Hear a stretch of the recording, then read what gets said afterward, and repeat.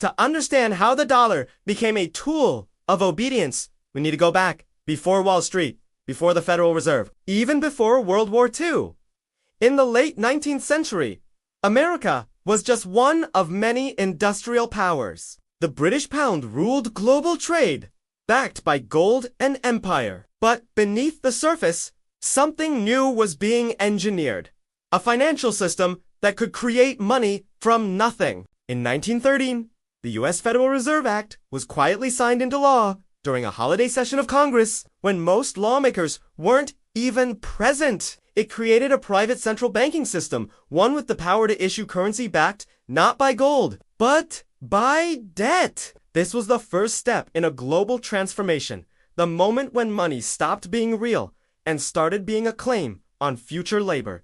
But the true weaponization of the dollar wouldn't happen for another 3 decades until the world lay in ruins after World War II.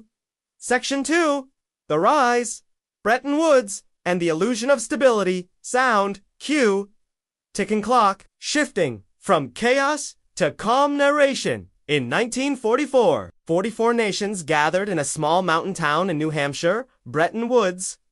Their goal was to rebuild the global economy after the devastation of war. But the agreement they signed would create something far more powerful. A single financial empire disguised as international cooperation. Under the Bretton Woods system, the US dollar was declared the only currency convertible into gold. Every other nation's currency was pegged to the dollar, making the Federal Reserve the silent anchor of global value. On paper, it was stability. In reality, it was centralization, the birth of a global dependency. The US could print dollars, and every other nation needed them to trade, rebuild, and survive. Gold was the illusion of backing, but the real power was in control over supply. And while Europe and Asia were rebuilding, America was building something else. A monetary empire. Section 3. The breaking point. Nixon's shock and the dollar without a chain. Fast forward to 1971. The US had spent billions on the Vietnam War. Inflation was rising, trust was collapsing, and foreign governments were beginning to demand their gold back. Then came the moment that changed everything. On August 15th, President Richard Nixon appeared on television and calmly announced that the United States would temporarily suspend the dollar's convertibility into gold.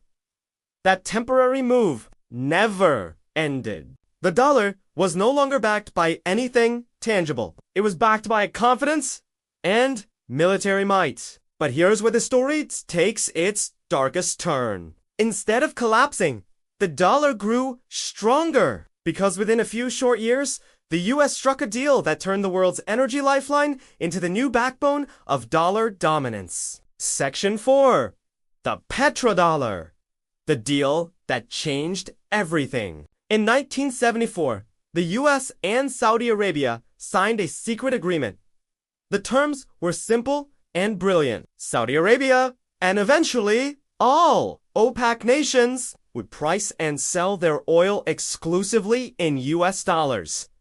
In exchange, the US would provide military protection and political support. It meant that every country on earth, if they wanted oil, had to first obtain US dollars. That demand forced nations to hold reserves, trade with the US, and accept its monetary policies. Willingly or not, the dollar became the bloodstream of the global economy. Every drop of oil, every barrel traded, reinforced US power, not just economically, but politically. If a country disobeyed, Iraq, Libya, Iran, it found itself isolated, sanctioned, or worse. This was no longer just a currency system. This was a system of global obedience, maintained not by gold, but by fear, dependence, and force. Section 5. The fallout, debt, crises, and the global trap. The world's financial system since 1971 has been a chain reaction of booms and busts, all orbiting around one center, the dollar. Here's how the trap works. The US prints dollars. The world borrows those dollars to finance trade and growth. When debt piles up, interest payments flow back to US institutions. If countries default, the IMF and World Bank, both heavily US-influenced, step in with rescue loans that deepen the dependency. It's a closed loop, a machine that converts global productivity into American leverage. By 2024, global debt surpassed $315 trillion, triple the world's total GDP, and more than half of that debt is denominated in US dollars. That means even if a nation never trades directly with the United States, it's still tied to the dollar system, its economy, its inflation, its fate. The dollar, once a symbol of opportunity, has become a global chain of credit and compliance. Section 6.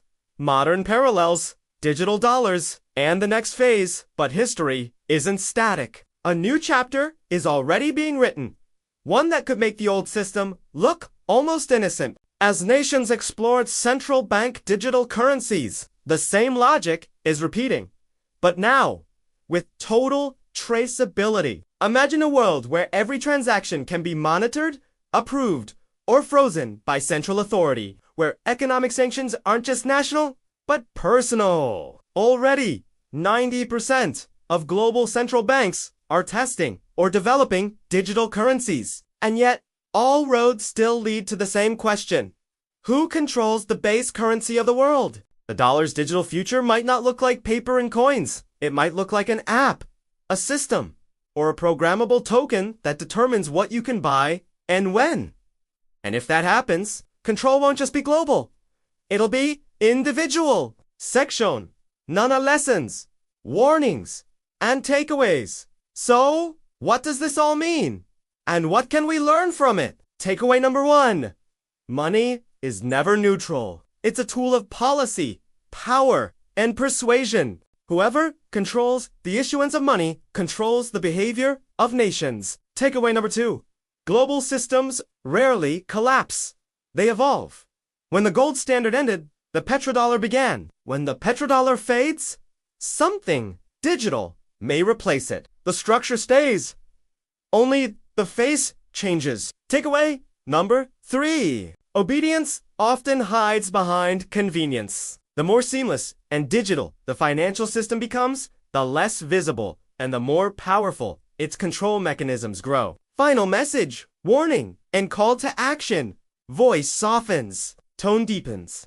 Cinematic pause. The story of the dollar isn't just a story about America. It's a story about how trust, once broken, becomes control. And how control, once accepted, becomes invisible. The dollar began as a symbol of freedom. Today, it's a quiet enforcer of global obedience. But awareness is the first form of resistance. The more we understand how money works and how it shapes our world, the harder it becomes for that system to use us.